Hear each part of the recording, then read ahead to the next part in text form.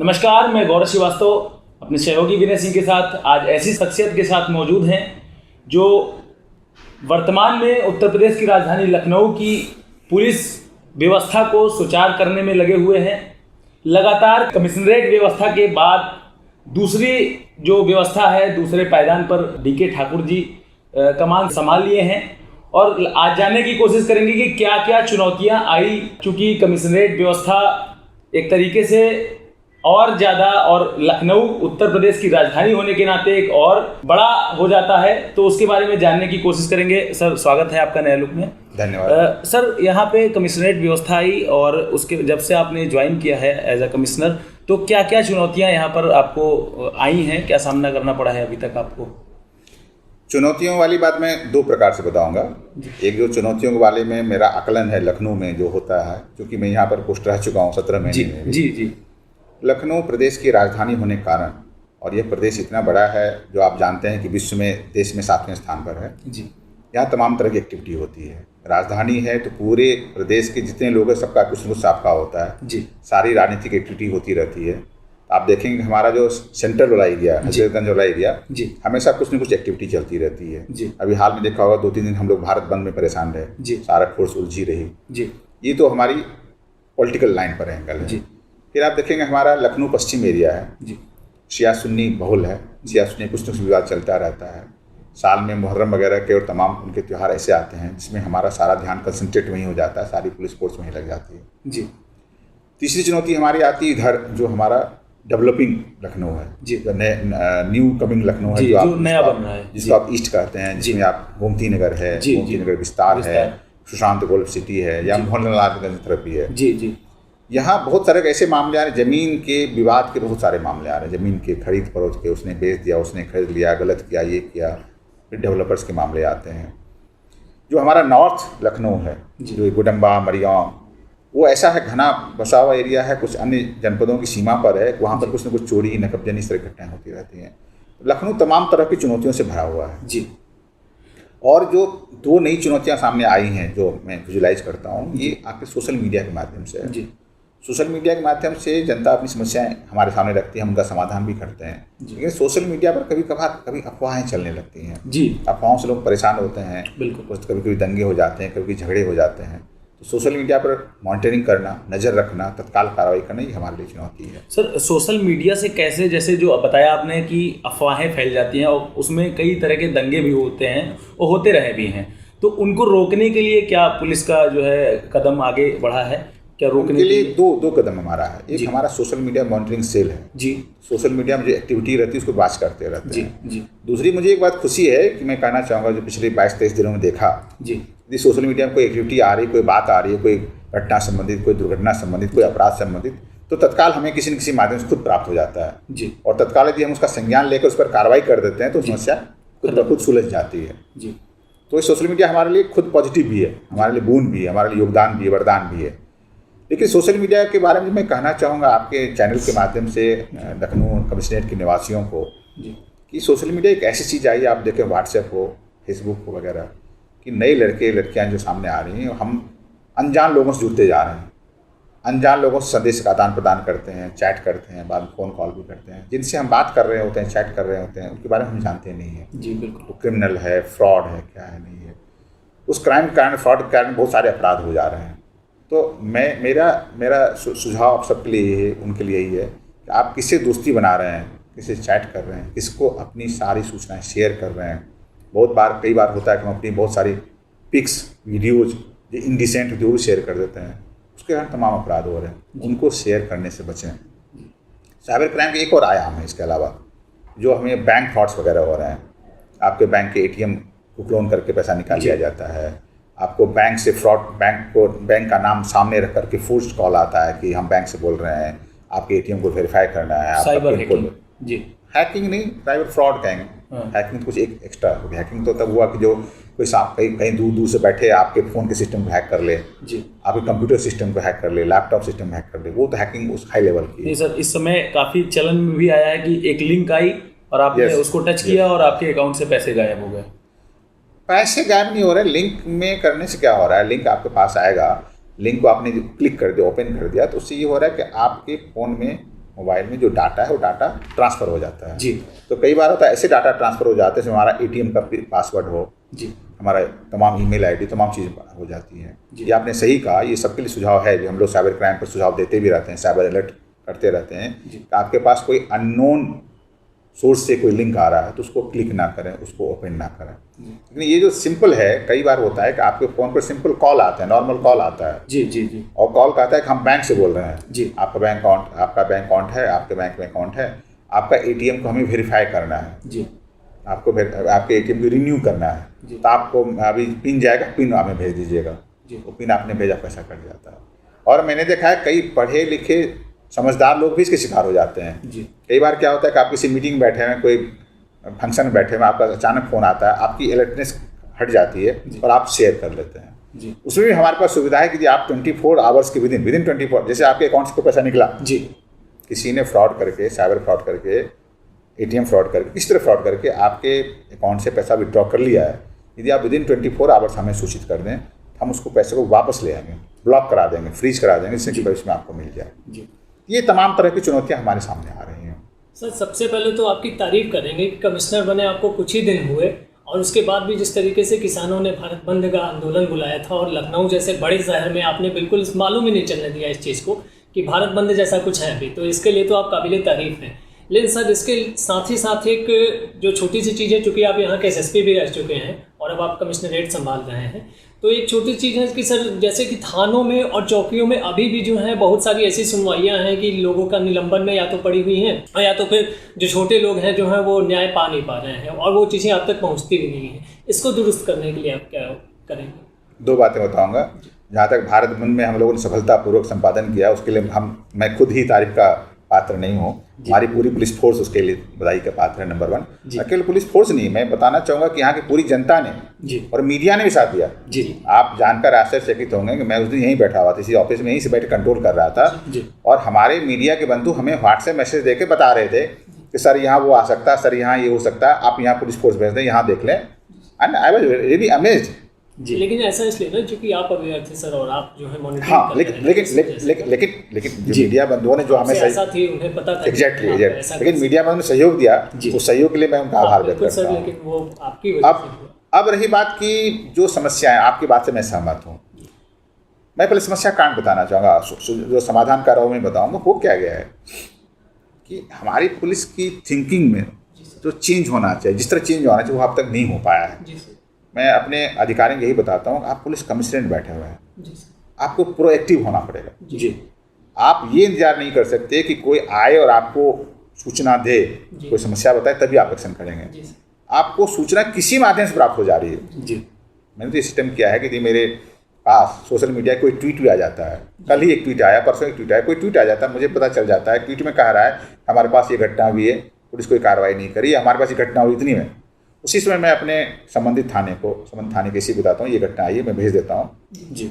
और यदि बताते हैं साहब ऐसे आपको आदमी थाने पर नहीं आया, मैं बताता हूँ अपना आदमी भेजो, पुलिसकर्मी को भेजो, उससे तहरीर लो, मुकदमा लिखो।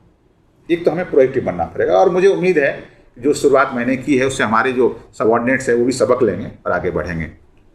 लेकिन हाँ, आपकी बात सही है, कुछ थानों में कुछ समस्याएं पड़ी हुई हैं, समाधान नहीं हो रहा है, इसलिए मैंने धीरे धीरे थानों का भ्रमण शुरू किया है। नंबर 1 थानों का भ्रमण शुरू किया और थानों में बैठ करके थानों में जो पेंडिंग मामले हैं उनकी समीक्षा शुरू की है। परसों रात में ही मोहनलाल में गया था मैं। मैंने दो थानों के सारे रिकॉर्ड्स की रिव्यू किया, मोहनलालगंज और नगराम। उसे रिव्यू यही किया कि आपके थाने पर कौन सी इन्वेस्टिगेशन पेंडिंग है तो क्यों है, आपके थाने पर कोई कौन से दरखास्त जांच हेतु पेंडिंग है, जिससे हम इस स्तर पर आ पाएँ कोई पुराना मामला पेंडिंग ना रहे।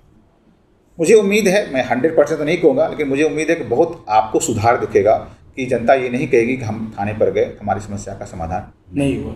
जी, तो महिला सुरक्षा के लिए विशेष तौर पे आप किस प्रकार से मतलब आगे कार्य करेंगे, क्योंकि आपको कारण पता ही है कि जो है लगातार महिलाओं के खिलाफ जो अपराध हो रहा है उस पर विपक्ष भी सरकार को घेर रही और योगी जी ने विश्वास दिखा के जो है आपको कमिश्नर के पद पर बिठाना है। तो देखिए, विपक्ष और सरकार वाली बात पॉलिटिकल है, इस पर मैं कोई कमेंट नहीं करना चाहूँगा, लेकिन महिला सुरक्षा पर हम क्या कर रहे हैं जरूर बताऊँगा, विस्तार में बताऊँगा। महिला सुरक्षा माननीय मुख्यमंत्री की सर्वोच्च प्राथमिकताओं में से एक है। इसी को ध्यान में रखते हुए इस बार नवरात्र में उन्होंने मिशन शक्ति का प्रारंभ किया।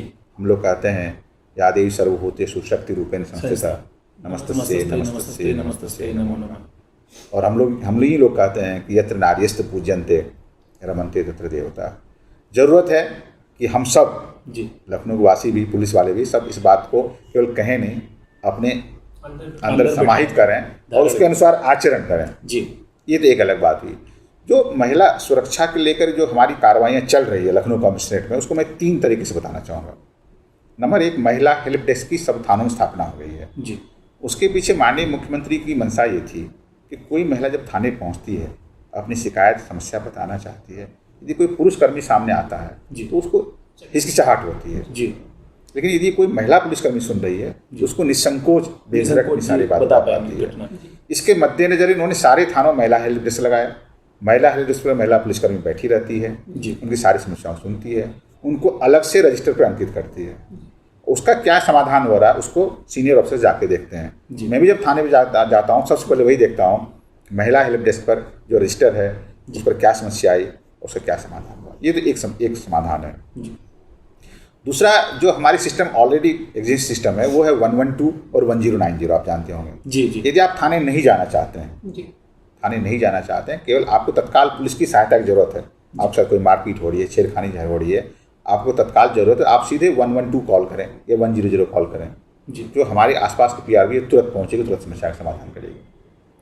तीसरी क्या है कि बहुत ये समस्या अब कुछ कम हुई लेकिन अभी भी है कि आप लड़कियां हैं, महिलाएं हैं, आपका नंबर किसी को गलती से मिल जाता है जी, वो आपको बार बार मैसेज करने लगता है, परेशान। वो आपको बार बार कॉल करने लगता है, जी, जी। व्हाट्सएप कॉल करने लगता है। उसके लिए हमारा 1090 है जी 1090 पर अपनी समस्या बता दें, आपकी गोपनीयता बरकरार रखी जाएगी। जी जो आपको परेशान कर रहा है उसको 1090 वाले काउंसिल करेंगे जी। ये काम बंद करो। उसने बंद कर दिया अच्छी बात है, नहीं बंद किया तो उसको खिलाफ मुकदमा लिख उसको हम जेल भेज देंगे। जी। ये हमारा दूसरी व्यवस्था है।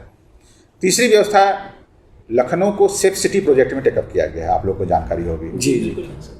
भारत में बहुत सारे शहर लिए गए हैं लेकिन यूपी में केवल एक ही सिटी लखनऊ आया है।